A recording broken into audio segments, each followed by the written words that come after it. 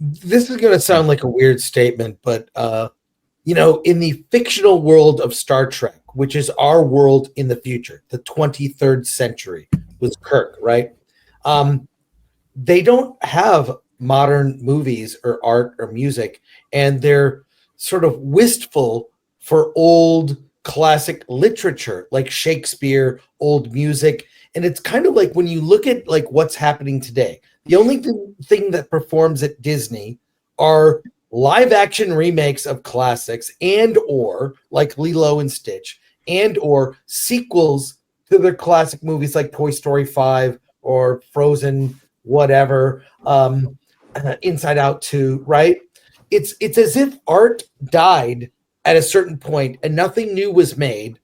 And because of AI, I don't know how many conversations you've had about AI on here, but like it really is a remix engine of all that came before, but creates really nothing new except a remix. It always bugged me in Star Trek. There's no, well, who are the pop stars, the artists of the present in Star Trek?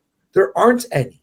It's all from the past. And I think we're living through that right now. We're seeing the death of all of the medium. I think.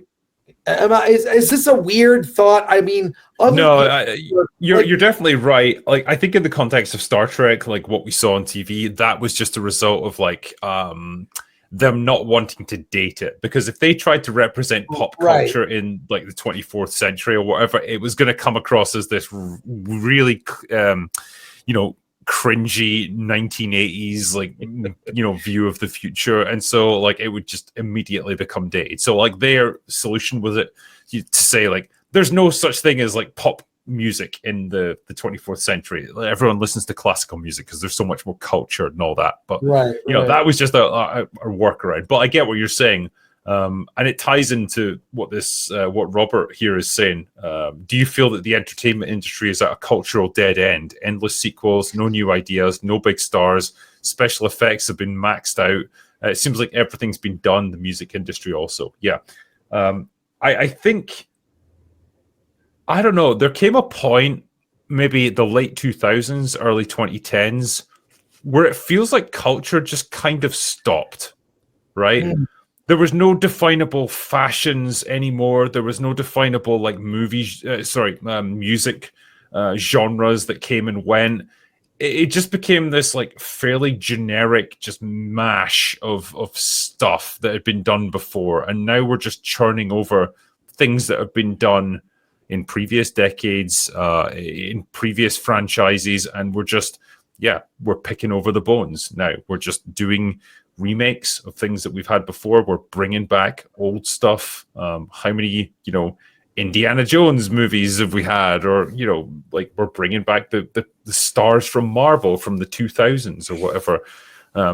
It's just looking back instead of forwards. And I don't know how to describe it, but it's this weird cultural malaise that we're in right now, and it's kind of disturbing when you really think about it, because people who are growing up in this time period who didn't get to experience the 80s, the 90s, even the 2000s, what do they even have anymore? What do they have that's theirs? Nothing. Ironheart. I wonder if it's also, in terms of media, it's amplified with the modern age. Because if you have like the big Disneys and they go to the cinemas and like, you got to reserve 90% of your screen rooms for our big movies, and those are like going to be shit, or it's going to be a rehash, which it's all going to be shit anyway. So, and then you have like all these smaller movies, like The Northman is one I keep thinking about. It wasn't like the most amazing movie, but I really enjoyed it. It was a little bit different. It wasn't like run of the mill movie, but that was like basically not shown a lot. I think it had like 2 screenings a day here in my cinema in Germany. And I had to like look really hard to actually find one in English. Like there was like 1 screening in English a week, and I'm pretty sure that movie didn't do so well, unfortunately. Even though it was like really fun, and it was like something new. But because all of the cinemas are occupied by all of the big stuff, big things that do like the rehashes and more Marvel and more Disney and more whatever the fuck, there's like no chance for the like newer stuff or the original stuff to even like shine or give people a bigger audience. And obviously, it doesn't help that cinemas are not doing like super duper well in any case. So if you have like, oh, am I gonna go watch the big thing, which has like some name value, or am I gonna go this small movie, The Northman, which I don't even know what that is. So I'm probably gonna go with my family to this big movie because kids are gonna like it or something like that. So maybe it's gonna be amplified because of that as well, I could imagine. Well, the problem is that there's no mystery in the world anymore, because you look back, every technology was like a brand new Pandora's box. When the nuclear weapon was made, you had mutations, Godzilla, the X-Men. When computers came about, people thought, oh, Skynet and shit like that. Now, technology, we can go anywhere in the world. There's no real mystery. There's no new technological breakthroughs that kind of expand the human mind. So there's no real ideas being pushed or created. I think that's why multiverses have become so popular as well. It's like, oh, we can't do anything in this world anymore. Let's go to a world where green means red, and obviously all the multiverse has been yeah, but I think what we've seen from that is just like the multiverse just becomes a convenient way to mash together toys from different eras or different franchises and say, hey, you know, wouldn't it be cool if we got the X-Men from the 2000s and we made them fight like the Marvel guys from the 2010s? Yeah, like, they use it like the lamest way possible. Instead of going, I remember like in EFAP movies on Star Wars, where it's like some random alien in the background, and we just start talking about, wouldn't it be funny if we just follow around this random alien that just does goober noises, goes like, ooh, da ba doo ba da, and then you just follow it around for a day and just see what those guys are up to. But the thing is, that needs some skill. You need to show what they feel without them saying the words. And we know current Hollywood has a problem with even putting helmets on, because there's like, if you can't see the face, you don't know what they feel, which is bullshit. Obviously, you can make that work. I mean, look at what's the robot in Andor? He just calls it B. There's a longer name, but that is very emotive, and you can tell what the robot is feeling, I guess. So yeah, if they want to use the multiverse, but they do it in the lamest way possible. Like the red means green is something from Multiverse of Madness, if I'm remembering correctly. It's like, oh, look, isn't that crazy? It's like, no, that's lame. Show some crazy alien things, or like some, I don't know, show Earth, but it's... Well, it's already been done. That's the problem. Like, every idea has been thoroughly explored. And the more we know about the world, the less there really is to say. Because back in the day, you'd have all these big mysteries like, what's in Australia? Oh, giant spiders, people with didgeridoos and shit like that. But now, you know, it's just a bunch of drunken, violent Australians. You know what's there. Like World War II, we know no more mysteries. Well, I think in a way, like, he's right. And, like, you know, like, even spectacle doesn't really exist anymore in a movie context. Like, we have seen it all. We have seen the most spectacular special effects that the technology and the human mind can conjure, and so nothing is really mesmerizing in that sense anymore. But like, we've become so reliant on that like we don't really produce great stories anymore, because we have come to rely on spectacle for blockbuster movies.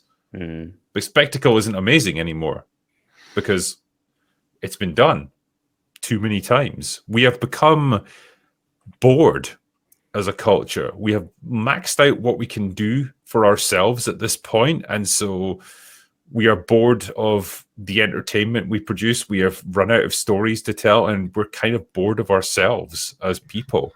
And I don't know how we get past that necessarily. I think that's Drinking. even too doomy for me. I don't even think I can go that far. It's all fucking pointless, and we're doomed more. Existential crisis. Well, I think you got a problem because you said it was like in the 2010s, and it was sort of like it's two problems from the top and bottom at the same time. As a culture, we're kind of getting Eiffel Towered here. From the top, you've got like everything has become very algorithmic and data driven. So, you know, if having 3 explosions or whatever, how many ever explosions is 2% more engaging, and everything's engagement metrics and stuff. So that all caused things to be very formulaic and algorithmic. But then also on the bottom end, I was talking about this with Echo and Des at one time, because they were talking about like, why does pop music suck? part of the reason is because there's no like regional cooking. Like there's no 90s Orange County punk band scene that nobody else knows about for like a couple of years, and they sort of make a style and then it gets out and then we can point to it and go, oh yeah, that was 90s Orange County punk, ska, whatever. Since everything's so accessible, it doesn't have time to ferment and grow and create its own identity, because if it's even a little bit different, it gets snapped up. And if it does create a little bit more engagement, then it becomes part of that top-down problem where we'll filter that in because that creates more engagement. And so the two problems spiral again. They're like spiraling out with each other to make this big beige homogenous entertainment content for everything. And so none of it feels interesting because it all feels kind of samey. Well, the amount and speed of which you consume content is just like, there's never been this much content needed to be like viewed by people. Like back in the day, you had like 2 or 3 films, but they had they had years to work on. Now you get like 15, but they all have like a very shorter amount of production time. So they have to play it safer. Well, if you think about it as well, like you've got at least half a dozen major streaming services that you can access with hundreds and hundreds of movies, TV shows coming out every year. Not to mention like all of the content that's available on YouTube and all of the major cinema releases that happen every year. It's just so much. It's so much that people's cultural attention gets diluted and diverted over so many different things, to the point where there's no real like unifying thing that we can all talk about, that we all get behind anymore, because we can't process it all.